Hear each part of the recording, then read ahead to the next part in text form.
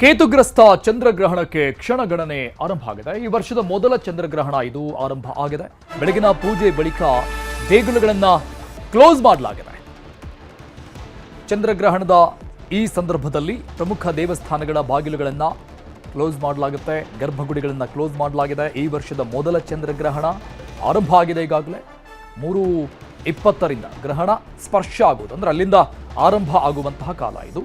ಇನ್ನು ಸಂಪೂರ್ಣ ಗ್ರಹಣ ಯಾವಾಗ ಆಗುತ್ತೆ ಅಂದರೆ ಅದು 4:34 ಇನ್ನು ಗ್ರಹಣ ಮುಗಿಯೋದು. ಗ್ರಹಣದ ಮೋಕ್ಷ ಕಾಲ ಸಂಜೆ 6:47.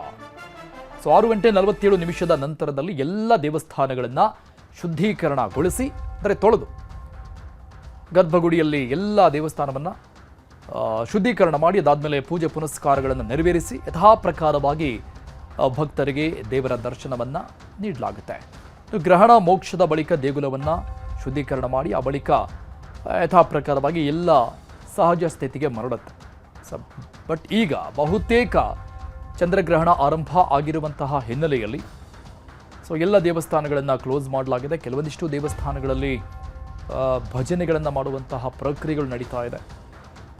ಗ್ರಹಣ ಮೋಕ್ಷ ಆದ ನಂತರದಲ್ಲಿ, ಗ್ರಹಣ ಮುಗಿದ ನಂತರದಲ್ಲಿ ಯಥಾ ಪ್ರಕಾರವಾಗಿ ಪೂಜೆ ಪುನಸ್ಕಾರಗಳನ್ನು ಮಾಡಿ ದೇಗುಲದ ಬಾಗಿಲುಗಳನ್ನು ಓಪನ್ ಮಾಡಿ ದೇವರ ದರ್ಶನ ಭಾಗ್ಯವನ್ನು ಕಲ್ಪಿಸಲಾಗುತ್ತೆ.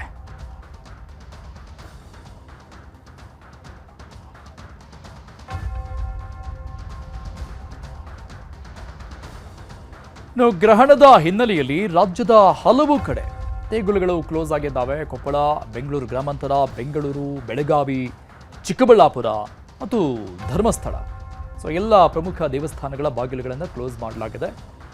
ಕೆಲವೊಂದಿಷ್ಟು ಪ್ರಮುಖ ದೇವಸ್ಥಾನಗಳನ್ನು ನಿಮ್ಮ ಮುಂದೆ ದೃಶ್ಯಗಳನ್ನು ತೋರಿಸ್ತಾ ಇದ್ದೀವಿ. ದೇಗುಲಗಳ ಬಾಗಿಲುಗಳನ್ನು ಕ್ಲೋಸ್ ಮಾಡಿರುವಂತಹ ಸಂದರ್ಭದ ದೃಶ್ಯಗಳಿದು. ಕೊಪ್ಪಳದ ಹೊಲಿಗೆಮ್ಮ ದೇಗುಲ, ದೊಡ್ಡಬಳ್ಳಾಪುರ ಬಳಿ ಇರುವಂತಹ ಘಾಟಿ ಸುಬ್ರಹ್ಮಣ್ಯ ದೇಗುಲ, ಇನ್ನು ಬೆಳಗಾವಿಯ ಕಪಿಲೇಶ್ವರ ದೇಗುಲ, ಚಿಕ್ಕಬಳ್ಳಾಪುರದ ನಂದಿ ದೇಗುಲ, ಧರ್ಮಸ್ಥಳದ ಮಂಜುನಾಥ ದೇಗುಲ ಸೇರಿ ಹಲವು ದೇಗುಲಗಳ ಕ್ಲೋಸ್ ಮಾಡಲಾಗಿದೆ. ಆ ಸಂದರ್ಭದ ದೃಶ್ಯಗಳಿದು. ಇದು 6:47 ನಂತರದಲ್ಲಿ ಎಲ್ಲ ದೇವಸ್ಥಾನಗಳ ಬಾಗಿಲುಗಳನ್ನು, ಗರ್ಭಗುಡಿಗಳನ್ನು ಓಪನ್ ಮಾಡಲಾಗುತ್ತೆ. ಅದಾದಮೇಲೆ ಪೂಜೆ ಪುನಸ್ಕಾರಗಳನ್ನು ವಿಶೇಷವಾಗಿ ನೆರವೇರಿಸಿ ಯಥಾ ಪ್ರಕಾರವಾಗಿ ದರ್ಶನ ಭಾಗ್ಯವನ್ನು ಭಕ್ತರಿಗೆ ನೀಡಲಾಗುತ್ತೆ. ಇದು ಚಂದ್ರಗ್ರಹಣ ವರ್ಷದ ಮೊದಲ ಗ್ರಹಣ ಮತ್ತು ಅಪರೂಪದ ಗ್ರಹಣ ಅಂತ ಕರೆಯಲಾಗ್ತಾ ಇದೆ. ಯಾಕಂದರೆ ಹೋಳಿ ಹುಣ್ಣಿಮೆಯ ದಿನ ಈ ರೀತಿಯಾಗಿ ಚಂದ್ರಗ್ರಹಣ ಘಟಿಸೋದು ತುಂಬ ವಿರಳವಾದಂತಹ ಪ್ರಕ್ರಿಯೆ. ಇದು ಇವತ್ತು ಬಂದಿರುವಂಥದ್ದು ಇಷ್ಟು ವಿಶೇಷತೆಗಳಿಗೆ ಕಾರಣ ಆಗ್ತಾ ಇದೆ.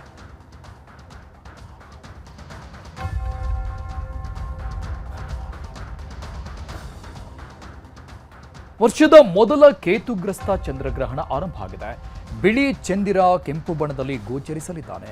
10 ನಿಮಿಷಗಳ ಕಾಲ ಚಂದ್ರಗ್ರಹಣ ದರ್ಶನವಾಗಲಿದ್ದು ಬರಿಗಣ್ಣಲ್ಲಿ ಚಂದ್ರಗ್ರಹಣವನ್ನು ನೋಡಬಹುದಾಗಿದೆ. ನಮ್ಮ ದೇಶದ ಈಶಾನ್ಯ ಭಾಗದಲ್ಲಿ ಪೂರ್ಣ ಪ್ರಮಾಣದ ಚಂದ್ರಗ್ರಹಣ ದರ್ಶನ ಆಗಲಿದೆ ಅಂತ ನೆಹರು ತಾರಾಲಯದ ನಿರ್ದೇಶಕ ಡಾಕ್ಟರ್ BR ಗುರುಪ್ರಸಾದ್ ನ್ಯೂಸ್ 18ಗೆ ಮಾಹಿತಿ ಕೊಟ್ಟಿದ್ದಾರೆ.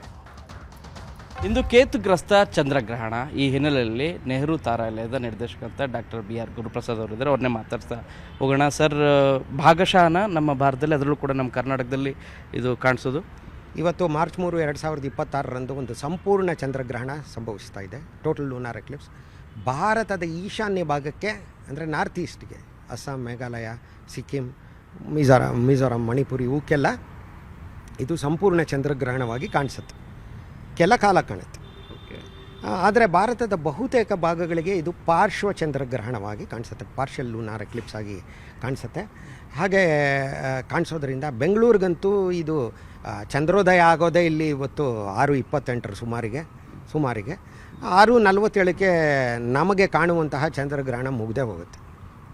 ಹಾಗಾಗಿ ಬಹುಮಟ್ಟಿಗೆ ಇದು ಅಂತಹ ಪರಿಣಾಮಕಾರಿಯಾಗಿ ನಮಗೆ ಕಾಣಿಸೋದಿಲ್ಲ. ಇದು ಬೆಂಗಳೂರಿಗಂತೂ ಅಥವಾ ಭಾರತದ ಬಹುತೇಕ ಭಾಗಗಳಿಗೆ ಸಂಪೂರ್ಣವಾಗಿ ಅಂತೂ ಕಾಣಿಸಲ್ಲ. ಆದರೆ ಎಲ್ಲಿ ಬಿಟ್ಟು ಈಶಾನ್ಯ ಭಾರತವನ್ನು ಬಿಟ್ಟು ಈಶಾನ್ಯ ಭಾರತದಲ್ಲಿ ಸಂಪೂರ್ಣ ಚಂದ್ರಗ್ರಹಣವೇ ಕಾಣಿಸುತ್ತೆ. 3:20ರಿಂದ ಶುರುವಾಗುತ್ತೆ. ಅಲ್ಲೆಲ್ಲ ಈಶಾನ್ಯ ಭಾರತದಲ್ಲಿ ಹೆಚ್ಚಾಗಿ ಕಾಣಿಸ್ಕೊಳ್ಳುತ್ತೆ. ಗ್ರಹಣ ಪ್ರಾರಂಭ ಆಗೋದು ಒಂದೇ ಕಾಲಕ್ಕೆ, ಅಂದರೆ 2:14ಕ್ಕೆ ಪ್ರಾರಂಭ ಆಯಿತು ಗ್ರಹಣ. 2:14ರಿಂದ 3:20 ತನಕ ಗ್ರಹಣ ನಡೀತಿದೆ ಅನ್ನೋದೇ ಗೊತ್ತಾಗಲ್ಲ. ಯಾಕಂದರೆ ಚಂದ್ರ ಮೊದಲು ಪ್ರವೇಶಿಸಿದ್ದು ಭೂಮಿಯ ಮಂದವಾದ ಛಾಯೆಯನ್ನು ಓಕೆ, ಪೆನಂಬ್ರಾ ಅಂತ ಹೇಳ್ತಾರೆ. ಅದು ಇದ್ದಾಗ ಗೊತ್ತೇ ಆಗಿಲ್ಲ. 3:20ಕ್ಕೆ ಚಂದ್ರ ಭೂಮಿಯ ದಟ್ಟವಾದ ಛಾಯೆಯನ್ನು ಪ್ರವೇಶಿಸೋದಕ್ಕೆ ಪ್ರಾರಂಭ ಮಾಡಿದ. ಸೊ ಇದು ನೆಹರು ತಾರಾಲಯದ ನಿರ್ದೇಶಕ ಅಂತ ಡಾಕ್ಟರ್ ಗುರುಪ್ರಸಾದ್ ಅವರ ಮಾತು. ಕ್ಯಾಮರಾ ಪರ್ಸನ್ ರಾಯ್ಡು ಜೊತೆ ಶರಣು ಹಂಪಿ, ನ್ಯೂಸ್ 18.